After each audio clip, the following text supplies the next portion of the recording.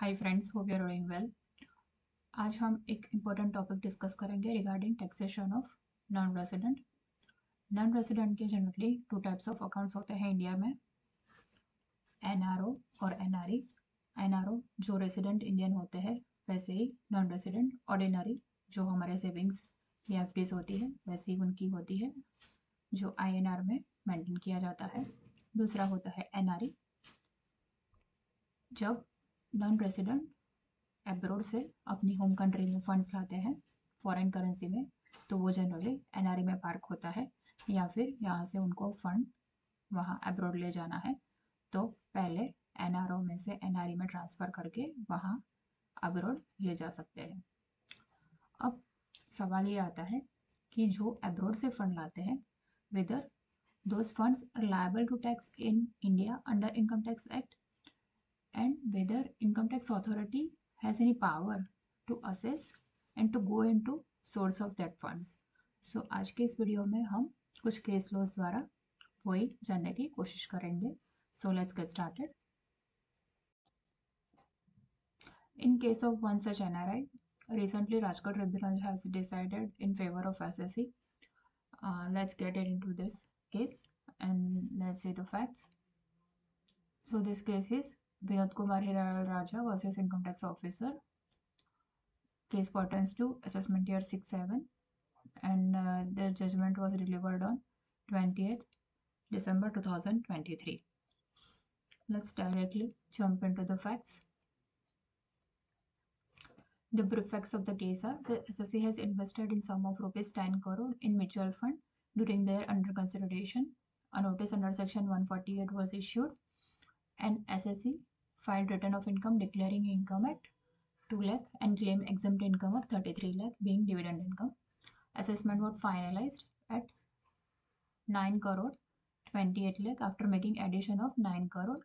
मतलब एसएससी ने declare income क्या थी 2 लाख और एडिशन हुआ 9 करोड़ का, being unexplained investment under section 69 and 10 lakh under section 68 being unexplained cash credit.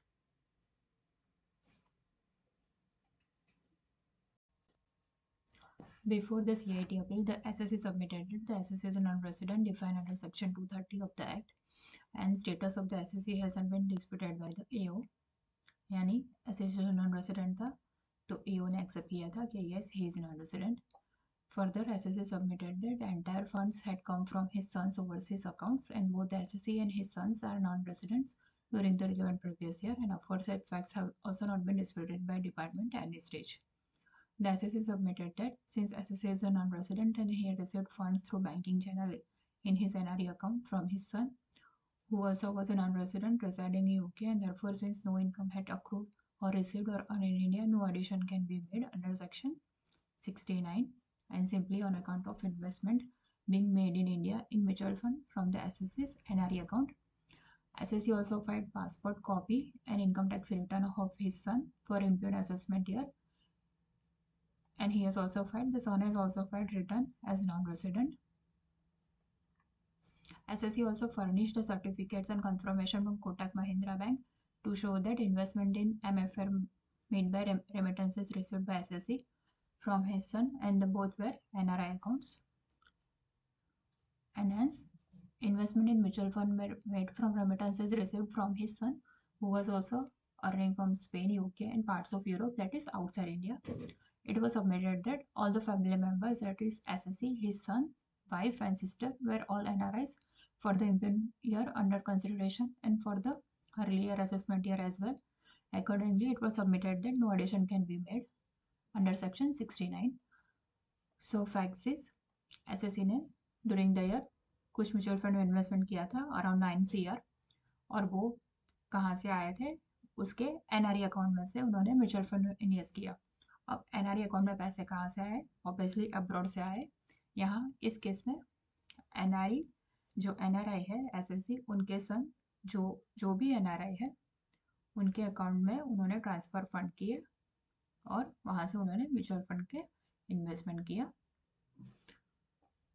पर डिपार्टमेंट ने ये सोर्स एक्सेप्ट नहीं किया, दो उन्होंने ये एक्सेप्ट किया कि ये पैसे सन के अकाउंट से ट्रांसफ़र हुए हैं, बट स्टिल जो अब्रॉड से सन पैसे लाया था उसका सोर्स ये एसएससी एस्टैब्लिश नहीं कर पाया, तो डिपार्टमेंट ने उसका एडिशन अनएक्सप्लेन्ड इन्वेस्टमेंट करके कर दिया. Now let's see what tribunal held. We have heard the rebel contentions and perceived the material on record. In the instant facts, certain points are noteworthy. SS is a non-resident during the imperial year and consideration holding a UK passport. Further, the amounts in question were transferred to the SS's NRE account by way of wire transfer from the account of the SS's son, who is also resident of the UK. All transactions were carried out through banking channel as per RBI guidelines. NRI status of the SSC and his son has not been decided by department at any single stage of the proceeding, and both the SSC and his son are resident of the UK and also for the early assessment year. The only reason on the basis of which additions have been made are that SSC has not been able to explain the source of funds received by SSC in his NRE account, although it has not been disputed that the aforesaid amount has been received by way of wire transfer from another NRE account of SSC's son. सो यहाँ SS department ने accept कर लिया कि उन्होंने mutual fund में जो invest किया है वो अपने एनआरई अकाउंट से इन्वेस्ट किया है, बट एनआरई अकाउंट में पैसे कहाँ से आए, डिपार्टमेंट को ये सोर्स एसएससी का एक्सप्लेनेशन जमा नहीं और उन्होंने 9 ईयर का एडिशन कर दिया. So now tribunal held it would be useful to refer to the case of Tarun Kumar Sarkar, Kolkata Tribunal, wherein ITAT held that where foreign employer directly credits salary for the services rendered outside India into NRE account of non-resident seafarer in India, same could not be brought to tax in India in terms of Section 5 of the Act. Further, in case of the Iqbal Ismail Birani, ITAT held that the money brought in India by non-resident for investment or for other purposes is not liable to tax in India, and question of assessment to income tax arises only where there is no evidence to show that amount in question in fact represents remittance from abroad. In this particular decision of the tribunal gave reference to this landmark Supreme Court judgment in case of Keshav Mills Limited. ये बहुत ही पुराना judgment है, but it is still applicable. The ratio laid down in this Supreme Court judgment is still very much applicable.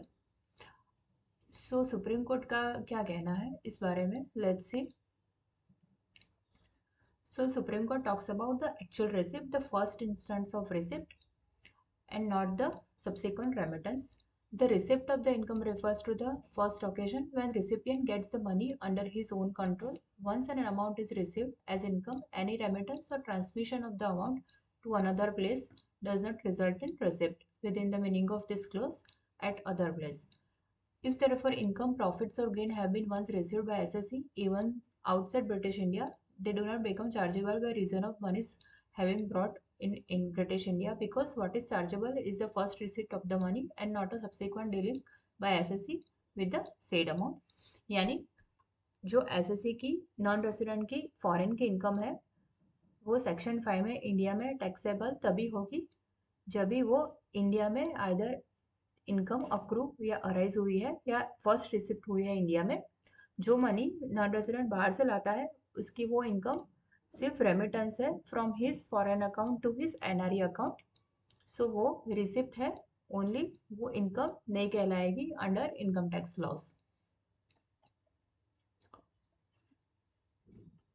Again there is one reference to CBDT circular number 5 of 1969.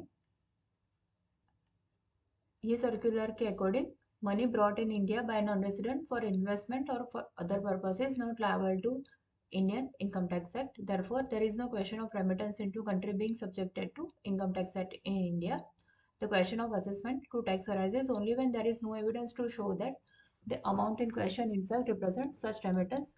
In other words, in absence of proper supporting evidence, the taxpayer's story that money has been brought into India from outside India may be disbelieved by the income tax officer, who may then proceed to hold that money had been in fact earned in India. If money has been brought in India through banking channels or in form of assets like plant and machinery or stock in trade, for which necessary import permits had been obtained, no question at all are asked by the ITO as to origin of money or assets brought in. It is only in cases where the money is claimed to have been brought from the outside otherwise than through banking channels and there is no evidence regarding the transfer of money. The department has to make inquiries about the source of itself. So banking channel से जो पैसा आया है उसमें NRE account में उसमें department कोई question नहीं कर सकती है. अदर देन बैंकिंग चैनल से कोई पैसा आया है कोई रूटेड थ्रू से या फिर ग्रे मार्केट से, then only ITO can ask questions about the remittance made from abroad to NRE account of the SSE. So in this Kesho case, Supreme Court laid down very important proposition that money brought in India by non-resident for investment or of other purpose is not liable to tax under provisions of the Act. The question of assessment to income tax arises only when there is no evidence to show that the amount is questioned in fact represents remittance from abroad. Admittedly, in the present case, there is ample evidence on record demonstrating that amount in question represents remittance from abroad by appellant himself. The rationale behind this legal proposition is that the word receipt in inverted comma implies two persons, that is the person who receives and the person from whom he receives. A person cannot receive a thing from himself. मतलब person अपने खुद के पैसे एक pockets में से निकाल के दूसरे पॉकेट में रखे तो उसको इनकम नहीं कहते हैं. That's what Supreme Court try to imply here. Admittedly, the appellant here is a non-resident for last 30 years for income tax purposes and citizen of USA, and the scope of tax liability of the non-residents is required to be considered in light of section 4 and 5 of the act. फिर यहाँ tribunal ने एक और case coat किया है. In case of Madhusudan Rao, Hyderabad tribunal, ITAT held that provision of section 5 do not permit taxation of amounts remitted to India from sources outside India which are not incomes under the provisions of the act. The ITAT in this case held that where SSE and NRI received a certain sum from his own income from his own account outside India through proper banking channels within necessary statutory approvals, income could not be said to accrue or arise in India. ITAT further held that the provision of section 68, that is cash credit, or 69 unexplained investment or money, would be applicable in case of the non-resident only when the reference to those amounts whose origin of the source can be located in India. Since SSE had remitted his own funds abroad to India in inward remittance could not be considered as unaccounted income under section 68 and 69. Where SSE transferred his own fund from outside India, said fund could not be represent unexplained investment under section 69A of the. In case of Srimati Sushila Ramse, Chennai ITAT held that in case of remittances by way of banking channels, onus on SSE under section 69 stands discharged and therefore section 5(2)(b) does not apply.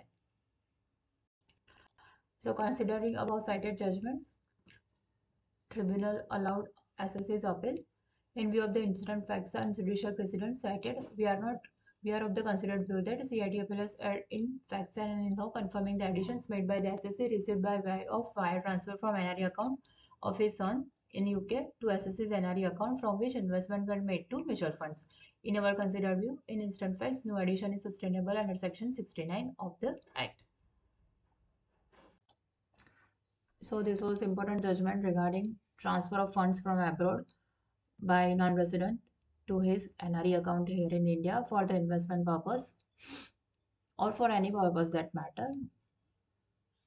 Nowadays, as we know, NRI non-resident taxpayers are also being issued quite number of notices, especially transfer of funds when they transfer funds from here to abroad or vice versa.